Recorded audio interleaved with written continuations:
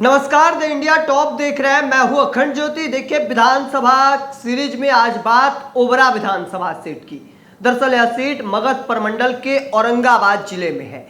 महत्वपूर्ण सीटों में से एक माना जाता है, चूंकि इसके पीछे की वजह यह है कि अब राष्ट्रीय जनता दल का किला बनता जा रहा है। 2015, 2020 में चुनाव जीतने में राष्ट्रीय जनता दल सफल रही इस सीट पर, और 2025 में भी इस सीट पर राष्ट्रीय जनता दल का पलड़ा भारी नजर आ रहा है। अब इसके पीछे की वजह को समझ लेते, इतिहास में चलेंगे, एक एक सीट पर विस्तार से बातें हो रही है और ऐसे में इस सीट पर भी इतिहास को खंगालने की कोशिश करते हैं। चलिए 2015 से शुरू करते हैं, जब इस सीट पर राष्ट्रीय जनता दल ने जीत हासिल की थी। उस वक्त इस सीट से उम्मीदवार बनाए गए थे वीरेंद्र कुमार सिन्हा। उनके सामने थे चंद्रभूषण वर्मा आरएलएसपी के, जिनको वोट मिला था 44,646।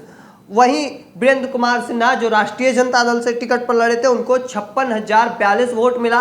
और तीसरे नंबर पर रहे थे राजा राम सिंह, जिनको वोट मिला था तकरीबन 22,801 वोट।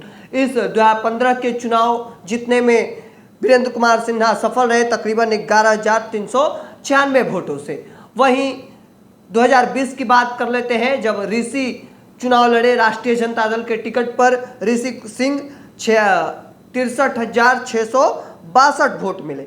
वहीं इनके सामने डॉक्टर प्रकाश चंद्रा थे लोक जनशक्ति पार्टी से, उनको 44,994 वोट मिला और ऋषि को 63,662 वोट मिला। इस बार तीसरे नंबर पे रहे सुनील कुमार, जनता दल यूनाइटेड। देखिए, जदयू से टिकट लिए थे सुनील कुमार, वह तीसरे नंबर पे रहे। 25,234 वोट महज मिला था। और ऋषि चुनाव निकालने में सफल रहे थे तकरीबन 22,668 वोटों से। कह सकते हैं एक तरफा वोट जो है वह टक्कर जो है देखने को मिला 2020 के चुनाव में लोक जनशक्ति पार्टी और आरजेडी के बीच में। और ऐसे में एक बार फिर से राष्ट्रीय जनता दल का पलड़ा एक बार फिर भारी नजर आ रहा है। चूंकि इसके पीछे का वजह समझिए, ऋषि लगातार अपने क्षेत्र में नजर आते हैं, लोगों के बीच नजर आते हैं, हर सुख दुख में नजर आते हैं, सामाजिक समरसता को साधने में पूरी तरीके से सफल नजर आते हैं। और युवा भी हैं, ऊर्जा है और लगातार अपने क्षेत्र के लोगों के बीच नजर आते हैं, चाहे वो नौजवान हो, बुजुर्ग हो, महिलाओं हो, हर लोगों के बीच में नजर आते हैं। और ऐसे में एक बार फिर से हम आपको कह रहे हैं कि इसी वजह से ओबरा की सीट पर एक बार फिर से राष्ट्रीय जनता दल का पलड़ा जो है वह काफी भारी नजर आ रहा है। अब इस सीट पर हम बात करेंगे जातीय समीकरण की। जातीय समीकरण के तौर पर देखा जाए तो ऋषि जो है वह यादव जाति से आते हैं और इसमें साधने में सफल भी होते रहे हैं।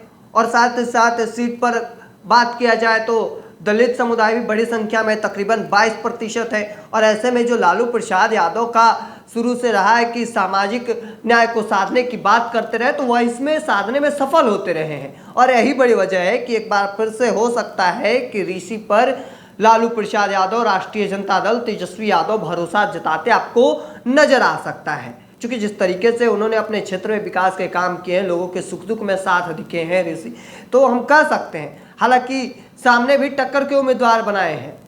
चर्चा इस बात को लेकर है कि प्रकाश चंद्रा एक बार फिर से ओबरा से चुनाव लड़ सकते हैं, संभावना इस बात की पूरी है। हालांकि यह भी देखना दिलचस्प रहेगा कि क्या इस बार जनता दल यूनाइटेड के खाते में यह सीट जाएगी या फिर चिराग पासवान एक बार फिर से प्रकाश चंद्रा के हाथों में टिकट को थमाते हैं और एक बार फिर से उम्मीदवार बनाया जाता है। हालांकि संभावना दोनों ही ओर से चर्चाएं इस बात को लेकर चल रही है सियासी गलियारों में कि ओबरा से कौन किसके खाते में यह सीट जाती है, यह देखना भी काफ़ी दिलचस्प रहने वाला है। क्योंकि जिस तरीके से राष्ट्रीय जनता दल जो है अपना गढ़ बनाती जा रही है, किला बनाती जा रही है, तो एनडीए के लिए रोकना कहीं ना कहीं अब महत्वपूर्ण सा बन गया है। अगर इस बार राष्ट्रीय जनता दल चुनाव जीतने में सफल रहती है तो हैट्रिक लगाएगी, और वो हैट्रिक लगाने वाले हो सकते हैं ऋषि कुमार। हो सकता है इन चीज़ों को देखने को आपको मिल सकता है, क्योंकि जिस तरीके से उन्होंने कामकाज किए हैं। और ऐसे में हम बात न केवल राष्ट्रीय जनता दल की कर लेते हैं, बल्कि लोक जनशक्ति पार्टी जनता दल यूनाइटेड की करेंगे, क्योंकि जिस तरीके से कामकाज किया है एनडीए ने, और ऐसे में अपने कामकाज को लेकर जाएंगे और जनता दल यूनाइटेड के जो उम्मीदवार बनाए जाएंगे। लेकिन सामने जो प्रकाश चंद्रा होंगे, उनकी एक छवि रही है उस क्षेत्र में, कह सकते हैं कि दबंगई वाली। हमको कहते हुए एतराज़ नहीं होगा कि उस क्षेत्र में उनकी छवि दबंग के तौर पर देखी जाती रही है और ऐसे में कई आरोप जो है वह उनके ऊपर लगते रहे हैं। हालांकि चर्चा इस बात को लेकर है कि अगर चिराग पासवान के खाते में यह सीट जाती है तो वहां से उम्मीदवार इन्हें बनाया जा सकता है। अब देखना होगा आगे क्या कुछ निकल कर सामने आता है, क्योंकि जिस तरीके से वहां पर राष्ट्रीय जनता दल का जो गढ़ बनता जा रहा है वह तोड़ने में एनडीए सफल होती है या नहीं, आने वाला समय बताएगा।